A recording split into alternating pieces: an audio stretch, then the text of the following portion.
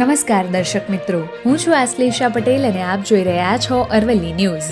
શિક્ષણ નગરી તરીકે ઓળખાતા મોડાસાની ઉચ્ચ શિક્ષણ પ્રદાન કરતી પ્રાર્થના સ્કૂલના પ્રાથમિક વિભાગમાં રાષ્ટ્રીય વિજ્ઞાન દિનની ઉજવણી ભાગરૂપે ભવ્ય વિજ્ઞાન પ્રદર્શન પ્રાર્થના ચેરિટેબલ ટ્રસ્ટના ચેરમેન કનુભાઈ પટેલે રિબન કાપીને ખુલ્લો મુકાયો હતો. શાળાના પરિસરમાં યોજાયેલા વિજ્ઞાન પ્રદર્શનમાં જાણે વૈજ્ઞાનિક ઉર્જાનો પ્રવાહ વહેતો હોય તેવા માહોલ વચ્ચે ધોરણ 3 થી 9ના 250 જેટલા વિદ્યાર્થીઓએ ઉત્સાહપૂર્વક ભાગ લીધો અને કુલ 86 નવતર પ્રોજેક્ટ રજૂ કર્યા. પ્રદર્શન દરમિયાન ફ્રી એનર્જી, એઆઈ રેસકાર, બઝલ પ્લે, ફાયર કોલ, પર્યાવરણ શુદ્ધિકરણ, વેસ્ટમાંથી બેસ્ટ, આધુનિક ખેતી પદ્ધતિઓ તેમજ સોલર એનર્જી દ્વારા ઇલેક્ટ્રિક ઉર્જાની બચત જેવા વિવિધ મોડલ અને પ્રોજેક્ટો પર આધારિત પ્રયોગો અને મોડેલોએ સૌનું ધ્યાન ખેંચ્યું હતું.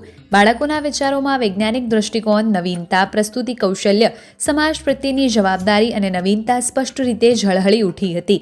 આ પ્રદર્શનનો મુખ્ય હેતુ માત્ર પ્રોજેક્ટ રજૂ કરવાનો નહોતો, પરંતુ વિદ્યાર્થીઓમાં રહેલી સુપૃષ્ઠ શક્તિઓને ઉજાગર કરવાનો, વિજ્ઞાન અને ટેકનોલોજી પ્રત્યે અભિરુચિ વિકાસવાનો અને જાણવા સમજવાની જિજ્ઞાસા વિકાસવાનો હતો.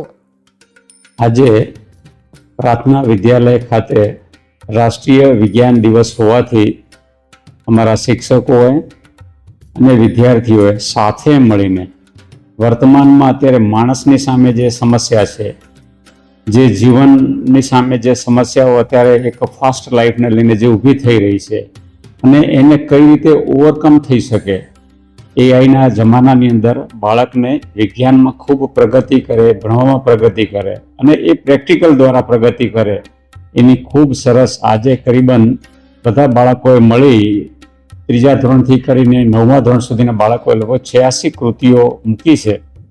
આપના માધ્યમ દ્વારા હું બાકીના લોકોને, સમાજને પણ એક પ્રેરણા કહું છું કે ભાઈ આવું દરેક વિદ્યાર્થીએ ભણવાની સાથે ગણવાનું જે કહે છે, પ્રેક્ટિકલ અનુભવ પણ જીવનમાં થાય એવો દરેક સ્કૂલે અમલમાં મૂકવો જોઈએ. અને અમારા ટીચરોને, અમારા શિક્ષક મિત્રોને અને વિદ્યાર્થીઓને આજે ખૂબ સુંદર કૃતિઓ બનાવી છે, એ બદલ આપના માધ્યમથી એમને અભિનંદન પણ આપું.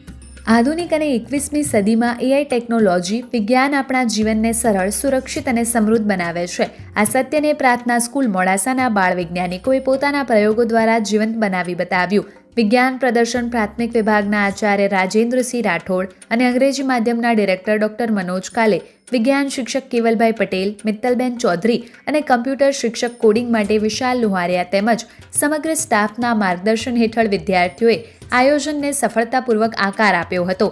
ઉપસ્થિત મહાનુભાવોએ, વાલીઓએ વિદ્યાર્થીઓના મોડેલ અને પ્રોજેક્ટ નિહાળી તેમની પ્રશંસા કરીને ભવિષ્યમાં તેઓ ઉત્તમ વૈજ્ઞાનિક બની દેશ દુનિયામાં ભારતનું ગૌરવ વધારશે તેવી શુભેચ્છાઓ પાઠવી. આ વિજ્ઞાન પ્રદર્શન માત્ર એક કાર્યક્રમ નહોતો, પરંતુ ભવિષ્યના વૈજ્ઞાનિકોની પ્રથમ ઉડાન સમાન બન્યો, જ્યાં કલ્પના, જ્ઞાન અને આત્મવિશ્વાસે મળીને સફળતાની નવી દિશા આપી હતી. વૈભવ રાઠોડ, અરવલ્લી ન્યૂઝ, મોડાસા. આજરોજ પ્રાર્થના વિદ્યાલય મોડાસાની અંદર અમારી શાળાની અંદર વિજ્ઞાન મેળાનું આયોજન કરવામાં આવ્યું હતું. તેમાં 86 કૃતિઓ રજૂ કરવામાં આવી હતી. એ 86 કૃતિઓની અંદર 250 કરતાં વધારે વિદ્યાર્થીઓએ ભાગ લીધો હતો. તેમાં અલગ અલગ પ્રકારની કૃતિઓ, જેવી કે મંદિરમાં ભીડની જે સમસ્યા થાય છે એને કઈ રીતે નિવારવી તે માટેનું મોડેલ હતું. ઉદ્યોગોમાં થતા જે પ્રદૂષણ છે, પ્રદૂષણને કઈ રીતે ઘટાડવું તેનું મોડેલ હતું. એઆઈ ટેકનોલોજી આધારિત મોડેલો હતા. સ્માર્ટ ડસ્ટબિન જે છે એનો પણ મોડેલ હતું. આવી અલગ અલગ કૃતિઓ અમારા વિદ્યાર્થીઓ દ્વારા રજૂ કરવામાં આવી હતી. આજના યુગની અંદર, આધુનિક યુગની અંદર ટેકનોલોજીનો ઉપયોગ કરી અને કઈ રીતે સમસ્યાઓ હલ કરવી તે અમારા વિદ્યાર્થીઓ દ્વારા પ્રોજેક્ટ દ્વારા રજૂ કરવામાં આવી હતી.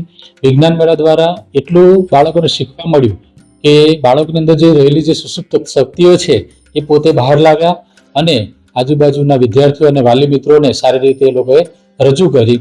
એનાથી અમને પણ આનંદ થયો છે અને આવી કૃતિઓ વારંવાર અમારી શાળામાં થાય છે. અમારી શાળામાં અલગ અલગ પ્રકારના પ્રોગ્રામ પણ થાય છે. એ પ્રોગ્રામો દ્વારા વિદ્યાર્થીઓની અંદર રહેલી શક્તિઓને બહાર કાઢવામાં આવે છે અને વિદ્યાર્થીઓ સારી રીતે રજૂ કરે છે અને તેનાથી એમની शक्तियों अમને ઓળખવાનો પણ અવસર મળે છે. આભાર. मेरा नाम करिश्मा वडवाना है. मैं प्रार्थना ज्ञान मंत्री में पढ़ती हूँ और आज यहाँ पे 28 फरवरी को साइंस डे है, तो यहाँ पे साइंस फेयर लगा है. सब प्रार्थना के स्टूडेंट्स ने हमें साइंस फेयर के बारे में इंफॉर्मेशन दी कि क्यों सेलिब्रेट किया जाता है. इससे सारे स्टूडेंट्स एनकरेज होते हैं, उनकी एक्सप्लेनेशन स्किल्स बढ़ती है और नॉलेज भी बढ़ता है. यहाँ पे छोटे से बच्चों से लेकर बड़ों तक ने प्रोजेक्ट बनाए और हम अभी 11 में पढ़ते फिर भी हमें कुछ ऐसी बातें जानने मिली जो हमें नहीं पता थी। वाटर प्योरिफिकेशन के बारे में बहुत सारे प्रोजेक्ट है। सेंसर कोई अगर चोर आ जाए तो फोन में नोटिफिकेशन आए, बहुत सारी चीजें हमें जानने मिली। और हर एक स्टूडेंट इतना इंटेलिजेंट है कि हर एक स्टूडेंट से सीखने मिलता है। इट टेल अस कि एज डजंट मैटर, हर जगह से सीखने मिलता है। और हर स्कूल में ये साइंस फेयर तो मनाना ही चाहिए। और ये प्रार्थना की बहुत अच्छी बात है कि यहाँ पे हर सेलिब्रेशन होता है, स्पेशली साइंस फेयर हुआ तो ये बहुत अच्छी बात है, जिससे कि बहुत ज्यादा हमें सीखने मिले। Thank you so much.